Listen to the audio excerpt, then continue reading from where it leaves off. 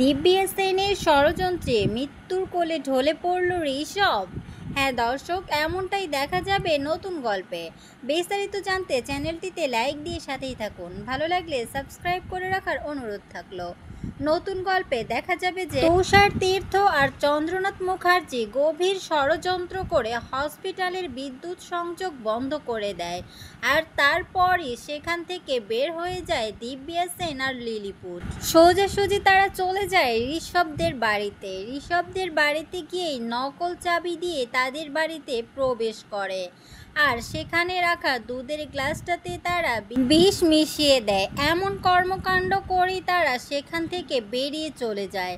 ওইদিকে যখনই পার্টি শেষ হয়, সবাই নিজ নিজ বাড়িতে চলে যায়।